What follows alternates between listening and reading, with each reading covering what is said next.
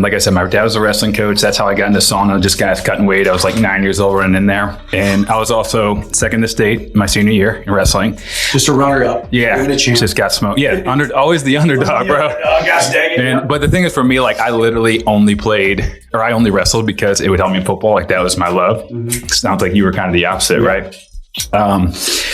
But I always ask everyone this. I feel like the walk-ons is a very special group. And I feel like it's almost, you know how you said about UFC, you don't know until you walk in the octagon. It's a similar like brotherhood of like, people don't understand like the little stuff you go through. It's not even just like fighting your way on. It's just subtle, subconscious, way you're treated, just and the way you're kind of on an island, like believing in yourself. So I wanted to kind of hear like what your definition of a walk-on is and why that's a big part of your life. Why it's such a promotion that you do? Yeah, I mean, even at 38 years old right now, fought for won multiple world titles. I mean, I still live by the walk-on mentality. I'm still the lowest guy on the totem pole.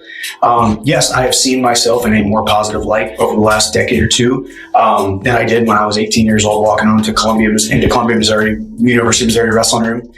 But man, yeah, it's the outside expectations and pressures of other people that, hey, you're just a walk-on. Coach Smith doesn't know your name. Yep. Coach doesn't know your name. Hey, go over there with that position. Even though that position coach doesn't know your name.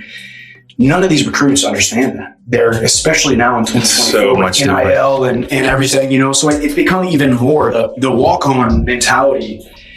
You can see it, be a blue star recruit, a blue chip recruit, and still have a walk-on mentality. You don't have 100%. To be a walk-on. It's a mantra. And it's a way of life. And I guess if you had to sum that up in like a sentence.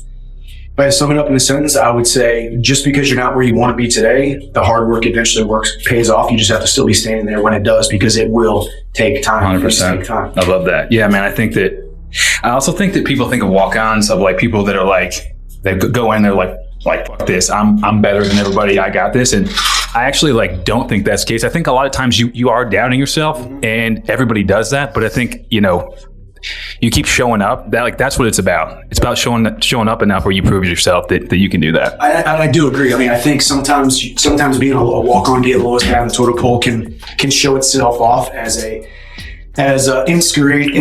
insecurity masquerading as confidence, insecurity masquerading as competence, insecurity masquerading as someone who wants to speak up. Because if you speak up, we're talking 2024 in today's society, he who speaks up has the loudest bullhorn, is probably a leader, when really it could be the walk-on who's doing every single thing right. 100%. The blue chip recruit isn't.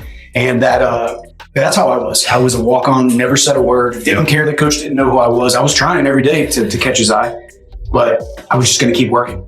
Yeah, same. I feel like I almost felt like I had to do every single thing right. It was almost like having a feeling of like I could get fired, like a job any day, like if I mess up, which is crazy because you think about it, because the football team's really not giving you anything, right? Like you're pretty much providing anything, but it's like, it's still this sense of like, you owe us for being here. And it makes it a little more gritty for sure.